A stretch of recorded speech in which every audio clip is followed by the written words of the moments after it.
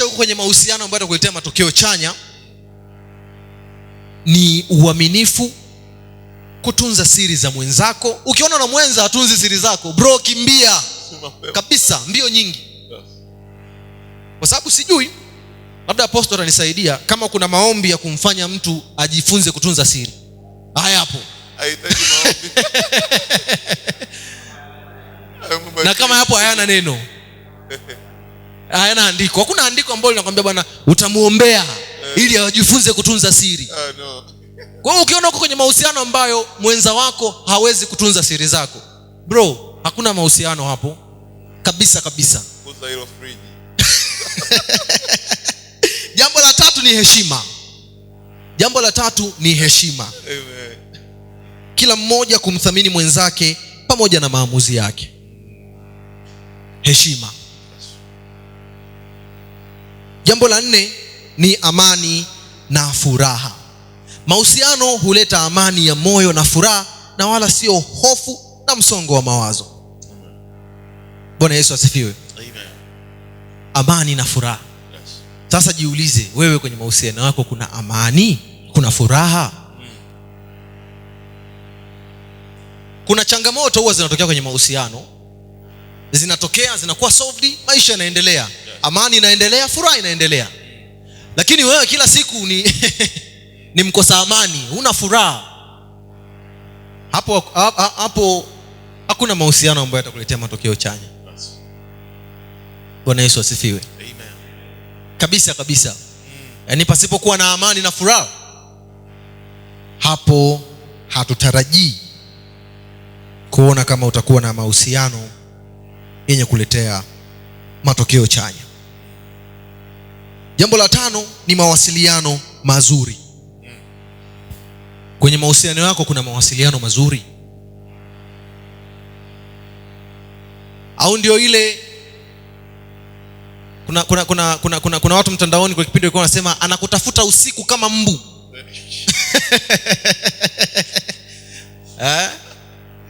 Yeye anakutafuta usiku kama mbu. Miongoni mwa mambo ambayo yanastawisha na yanadumisha mahusiano na yanafanya mahusiano kuwa bora ni pamoja na mawasiliano. Yes. Mimi wakati niko kwenye uchumba na mke wangu, yeye sio mtu wa simu, ila nililazimika kumzoesha awe mtu wa simu. Mimi niko mkoani. Yes. Yaani bro, yaani nakaaje tu sija kutafuta dakika 15. Wezi wengi. Yes. Kwa hiyo mawasiliano ni kitu cha msingi sana. Yes. Kwenye kuimarisha mahusiano. Unaweza ukajaribu kuimplement, ukiona inashindikana, jua hakuna kitu hapo. Mtu anaweza kaa okay, yeye sio mtu sana wa kuongea, sio mtu sana wa simu, sio mtu sana wa story. Unajaribu kuimplement, inawezekana, anaweza hata kujaribu. Lakini kama hataki, bro, kama wewe ni dada una jamaa hataki, sijui, sisemi kitu, lakini si dalili nzuri ambayo inaweza kukuletea mahusiano yenye kuleta matokeo chanya. Bwana Yesu asifiwe. Mawasiliano mazuri. Na kwenye mawasiliano mazuri hapa kuna mambo mengi sana ndani yake. Namna mnavyozungumza. Bwana Yesu asifiwe. Zamani watu walio kwenye mahusiano ambao wanaendea ndoa, mimi nilikuwa naona wakitaka kuzungumza wanaenda kwa mchungaji au kwa mzee wa kanisa. Sijui kama na nyinyi mliona hiyo Pastor Isaac, najua wewe umeiona hiyo. Kabisa. Yaani mnaambiwa kabisa mkitaka kuzungumza, kama sio kwa mchungaji basi kanisani, na mnakuwa na mzee wa kanisa pale. Lakini vijana sasa hivi tumeshatoka huko. Yaani ukiniambia tutaenda kuongelea kwa mchungaji, mimi nitapiga video call WhatsApp. Tunanielewa? Sasa kwenye mawasiliano yetu huko tunachokizungumza ni nini? Yes. Bwana Yesu asifiwe. Amen. Tunachokitazama ni nini? Unajua kuna kasumba sana ya vijana sasa hivi yani. Yeah. Na ni Mungu tu ndo anaweza ni Mungu tu ndo anaweza kutuponya na hili. Yes. Kuna uzuri kwenye mawasiliano yenu. Bro, unaweza ukawa kwenye mahusiano, ama dada ukawa kwenye mahusiano, Ukiangalia tu namna mnavyozungumza, unaona hapa, yaani hapa kuna namna sikwepi. Ndo mke huyu. Yaani kabisa. Namna mnavyozungumza. Mazungumzo yenu yanaonesha kuna Mungu kati yenu. Unajua sisi ambao tumeokoka prophet, kuna yaani kuna vitu tu hatuwezi kuzungumza direct Yaani kuna kitu tu huwezi kuzungumza direct. Ni sawa sawa na wewe prophet, unaweza kuwa unatamani kuweka status. Kuna kitu umekutana nacho ni kizuri. Ile unawaza, nikiweka hii status view wangu vipi? Lakini sio kwamba ni dhambi. Sio kwamba ni kitu kibaya apostle. Lakini watu ambao wanakuzunguka wataelewaje? Sasa hivyo iko kwetu sisi pia. Kuna kitu unaweza kuzungumza, ni cha kawaida kuzungumza na mtu uliye naye kwenye mahusiano. Lakini kuna kale ka wokovu, ka hofu ka Mungu. Huyu mbona hana? Unaweza asifiwe. Unakuta mtu hana kabisa hata chembe hivi. Yumo. Anakubaliana na Kwa hiyo lazima pia tujue kupima. Hiyo ni dalili mojawapo ambayo itakuonesha kwamba huyu niliye naye tutafika sehemu ambapo tutayaona matokeo chanya. Bwana Yesu asifiwe. Amen.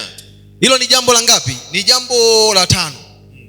Jambo la 6 ni kusaidiana na kujengana. Kila mmoja humsaidia mwenzake kukua kiroho na kukua kimaisha.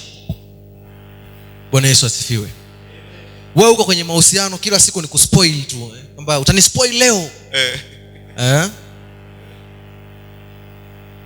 Hamjengani kiroho.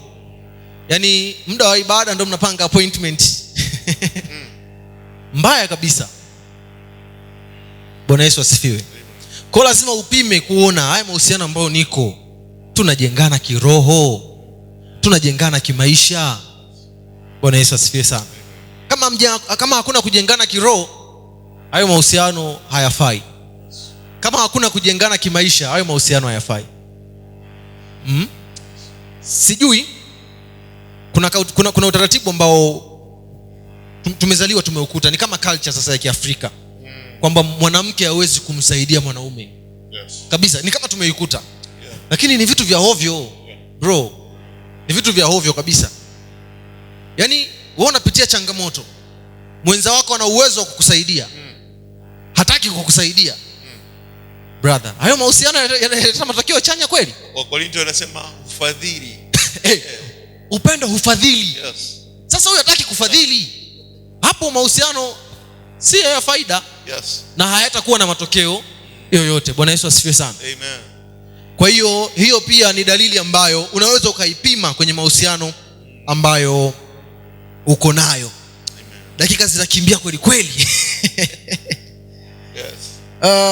Jambo la 7 ni hofu ya Mungu. Hofu ya Mungu. Mahusiano yanayozingatia maadili. Hapo tunapozungumza hofu ya Mungu, haya ni mahusiano ambayo yanazingatia maadili na kumheshimu Mungu. Sijui kama umeshakutana nayo, ila mimi nimeshakutana nayo. Mahusiano ambayo hayana hofu ya Mungu. Mahusiano ya aina hii kwanza yanapoteza muda sana. Kabisa kabisa. Mahusiano yasiyokuwa na maadili.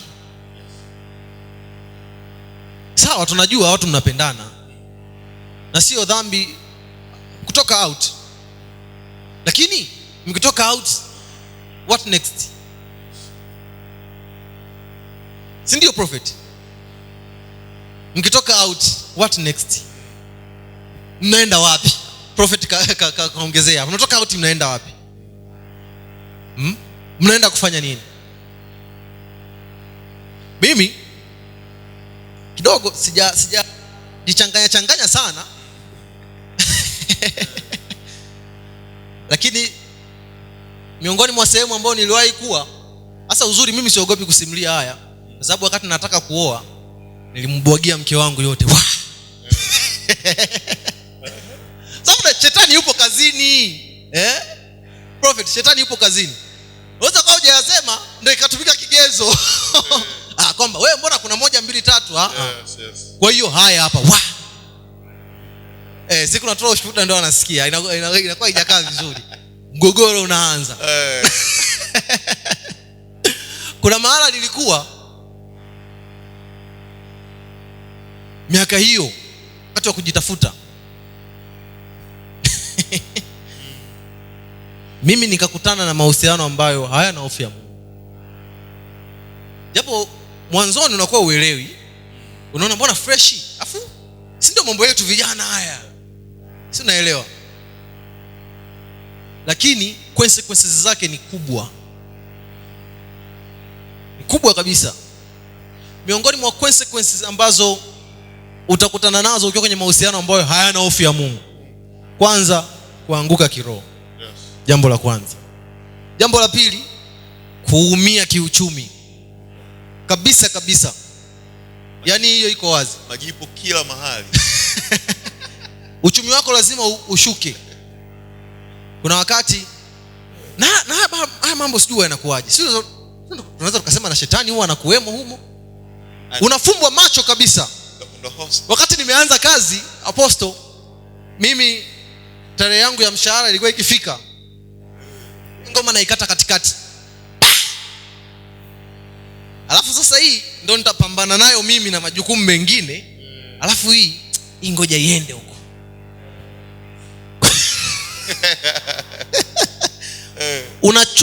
Unashuka kiuchumi.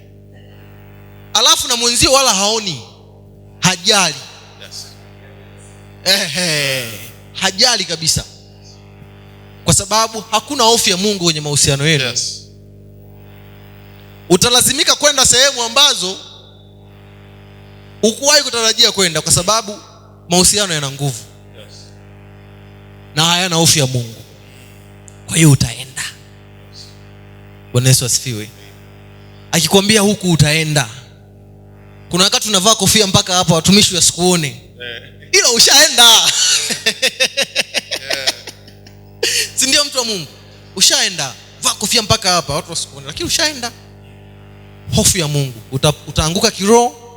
Uchumi wako hautakuwa stable, hautakuwa na future. Jambo la tatu, japokuwa huwa inatokea mahusiano ya aina hii, unaona kabisa hakuna future, ila wewe uliemo ndani, kuna wakati mtapanga mipango. Bwana, unajua si familia yetu inatakiwa iwe hivi, iende hivi.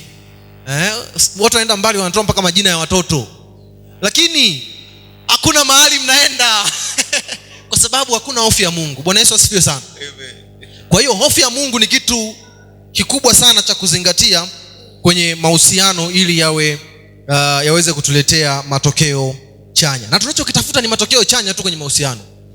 Hatuhitaji negative impact kabisa. Tunapambana tupate positive impact ili ufalme wa Mungu ujengwe.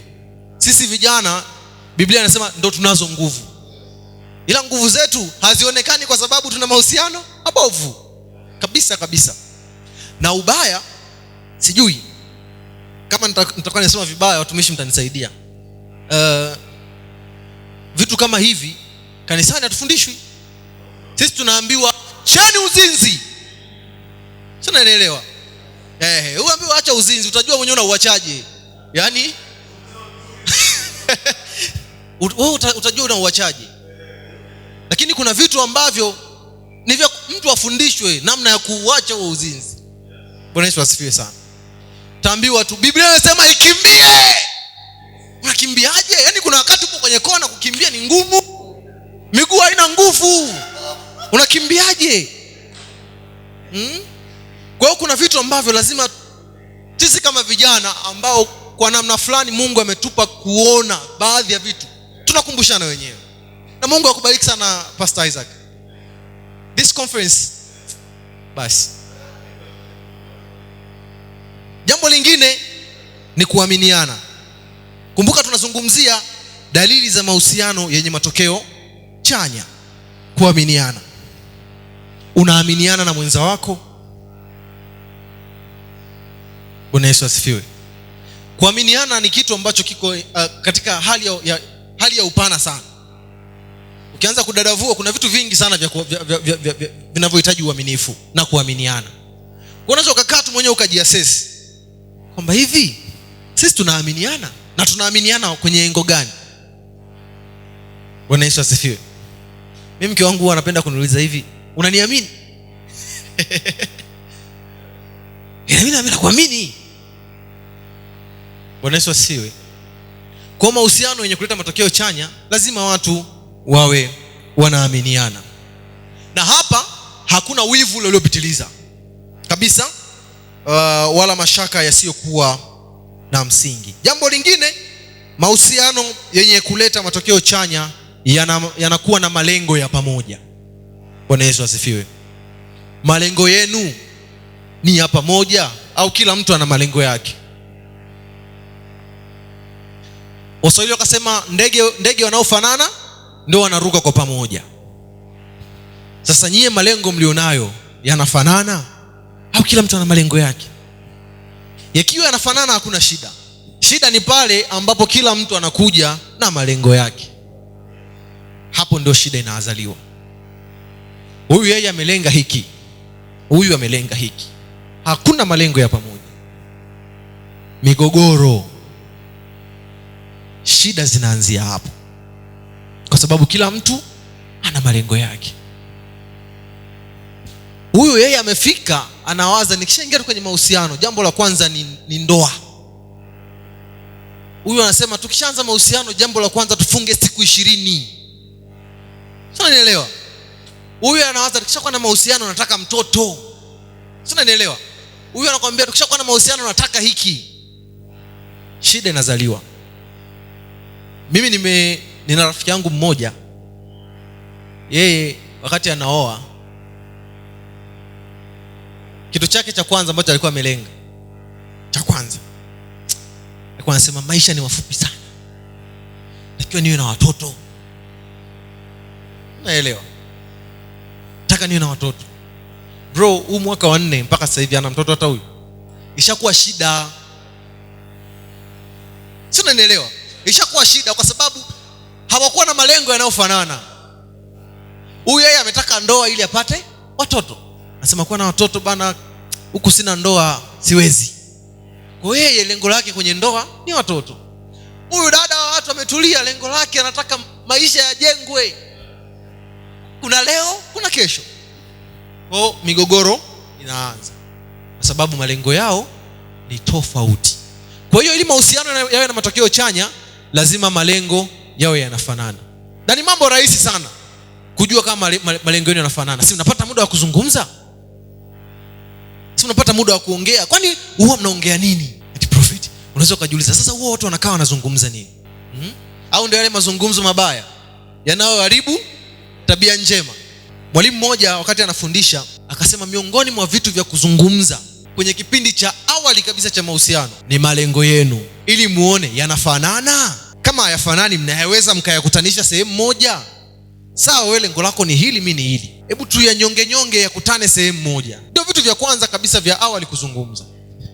Na leo nakukumbusha tena, mtu wa Mungu, malengo yanatakiwa yawe ya pamoja. Bwana Yesu asifiwe sana. Dakika zangu zimeisha. Taniwia radhi Pastor Isaac, nimalizie tu kwa dakika kadhaa kama 10 hivi.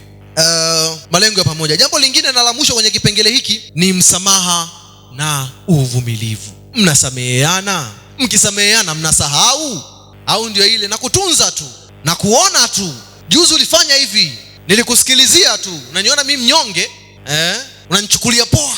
Mnasameheana na kusahau? Mnavumiliana kwenye madhaifu yenu? Awali niliwaambia kuvumilia ni issue, prophet. Kuvumilia ni issue kabisa, ni issue nzito. Yaani kuvumilia ni tofauti na kusubiri. Utasubiri itafika, lakini kuvumilia hujui yaani itaisha lini. Yaani ni kuvumilia tu. Bwana Yesu asifiwe. Mnavumiliana. Sasa na kwenye kipengele hiki ukiona mtu kashashindwa kuvumilia, tunarudi kule, hakuna upendo wa kweli. Watu wanavumilia mambo makubwa, mambo mazito. Wewe tu changamoto ndogo, mtu hataki kuvumilia, na kwa shida. Kwa hiyo lazima kuwe na msamaha na uvumilivu. Pale ambapo makosa yanatokea, mnasameheana na kujifunza kutokana na hayo makosa, kwa sababu kila mtu anakuja na tabia yake. Sasa hapo wife utanisamehe, ngoja nisimulie hii kidogo. Mimi mke wangu ni Mkuria. Kwanza wakati naoa kuna mtu mmoja akaniambia, bro, utamweza Mkuria? Wewe ni mpole. Mimi ni mpole by nature. Mimi ni mpole kabisa. Utamweza Mkuria? Ilinipa kidogo, kwani Wakuria wakoje? Lakini sikuna kuvumilia. Yaani mimi mke wangu kukukuta akakwambia, we jamaa vipi imekuwaje? Ni kawaida. Haja kufokea. Kwake ni kawaida. Sina nielewa. Kwake ni kawaida. Afu ndio mtoto mkubwa kwao. Kwa alikuwa na wadogo zake. Sasa Ukuria jumlisha ni mkubwa. Vitu kama kufoka ni vya kawaida. Yaani mtoto akikatiza tu zingua kofi kawaida. Mimi siwezi. Mimi nikiona hivyo najisikia vibaya. Mimi hivi imekuaje? Mbona kosa dogo hili? Ila baadaye nakumbuka natakiwa kuvumilia mpaka mwisho. Sasa naenda nazoea na mimi. Mwanzoni ilinisumbua. Yaani mimi ni mtu ambaye kwanza nikiingia ndani nitaingia na viatu, yaani hivyo. Sasa unashangaa apostle umeingia una matope, anakuangalia, anakukadiria. Najiongeza, naona hapa nimeharibu. Bwana Yesu asifiwe. Kwa sababu nimeshajifunza kuvumilia. Lakini nisipokuwa mvumilivu, nikiingia na viatu, akifoka nikamwangalia, naona wewe nakuweza kabisa. Tumeharibu mambo. Bwana Yesu asifiwe. Kwa hiyo lazima kwenye mahusiano tulionayo tujifunze kuvumilia. Bwana Yesu asifiwe sana. Jambo la mwisho, msamaha pale ambapo makosa yanatokea. Dalili za mahusiano yasiyo na matokeo ni hizo za juu, unazibadilisha tu, zinakuwa kinyume. Bwana Yesu asifiwe. Sasa wakati nahitimisha niseme hivi. Kwanza, mahusiano sio burudani. Bwana Yesu asifiwe sana. Na wengi walioingia kwenye mahusiano kwa sababu ya burudani, tunaona ambavyo wanahangaika. Ukikutana na mtu anaongeza mke wa pili, bro, sio mapepo, burudani. Trust me, hakuna mtu ambaye anaongeza mke wa pili ati kapatwa na mapepo. Mtumishi wa Mungu, ipo kwamba ni kuna pepo la kuongezea mke wa pili? Hakuna, halipo. Burudani. Na hawaendi, hawafiki mbali, ataongeza watatu. Hata sipoongeza rasmi, atavita kuwepo huku. Kwa sababu burudani, yani aim yake ni burudani. Bwana Yesu asifiwe. Hilo ni jambo la kwanza. Lakini mahusiano ni maandalizi ya agano takatifu la ndoa. Unapokuwa na mahusiano, jua uko kwenye maandalizi ya agano takatifu la ndoa. Jambo lingine, mahusiano yanaleta amani na sio msongo wa mawazo. Tumekutana na watu wengi sana ambao wamechanganyikiwa kwa sababu ya msongo wa mawazo. Na ukifuatilia unaambiwa ni mahusiano. Kuna watu wamehama mikoa. Yaani mtu anaona siwezi tena kukaa Mwanza. Yaani ishashindikana kwa sababu ya mahusiano. Msongo wa mawazo. Amekutana na mambo magumu. Bwana Yesu asifiwe. Lakini kingine, usipoteze kusudi la Mungu kwa sababu ya hisia. Bwana Yesu asifiwe. Yaani usiruhusu kile kitu ambacho Mungu amekiweka ndani yako kikapotea kwa sababu ya hisia. Hisia huwa zina mwisho, unajua kabisa. Yaani mimi sijakaa kwenye ndoa siku nyingi, lakini yani kuna wakati kuna mambo yanatokea na waza, hivi mbona kama ningesikilizia kidogo. Wife wangu anapenda kuniambia hivi, ananiambia, najua kuna wakati upendo utaisha. Ila linabaki lile kusudi ambalo Mungu ametukutanisha nalo kwalo. Bwana Yesu asifiwe. Yani kwa mfano ikitokea leo mimi upendo umeisha kwa mke wangu, nitabaki naye kwa sababu kuna kusudi ambalo tayari Mungu ameshatuwekea mimi na yeye. Yani ndio hivyo, sasa hamna namna. Alafu mnapoendelea kubaki na kuvumilia, ndio Mungu anauisha tena ule upendo. Bwana Yesu asifiwe sana. Mungu awabariki. Wakati tunamalizia, unaweza kusimama kwa miguu yako. wakati tunamalizia,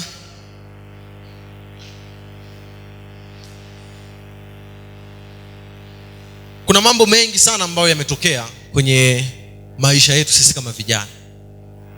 Kuna watu ambao wameumizwa sana na mahusiano. Wengine tuko nao kanisani wameumizwa sana na mahusiano. Tunataka tumuombe Mungu atusaidie kuponya hayo majeraha na hivyo vidonda. Amen. Tunaweza tukawa wengine tuko humu tumeumizwa, na tumeumizwa kiasi ambacho tunasema sasa hivi liwalo na liwe. Apostol ameshakutana na watu kama hawa. Yaani anasema sasa hivi kila atakaye kanyaga mbele yangu. Yes. Vijana wanafanya hivi.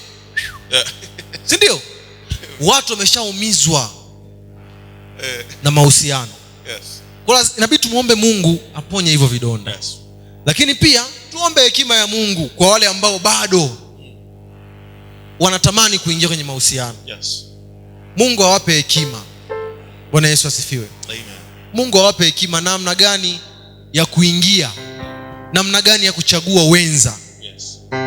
Ili wapate matokeo chanya kwenye mahusiano yao ambao wanaanzisha. Bwana Yesu asifiwe. Amen. Hebu kila mmoja aombe. Hata kama wewe tayari umeshaingia kwenye mahusiano, hata kama mambo yako yanaenda vizuri. Yes. Kumbuka kuna kijana mwenzetu ambaye yuko mahali ana vidonda na maumivu makali. Yes. Lakini kuna mwingine ambaye anatamani Mungu amsaidie, ampe hekima namna gani ya kuingia kwenye mahusiano, namna gani ya kuanzisha mahusiano. Yesu Kristo, tunakushukuru. Yes. Tuko mbele zako tena jioni hii ya leo, tukiendelea kuuliza neema yako, tukiendelea kuuliza ulinzi, ukuu wako maishani mwetu.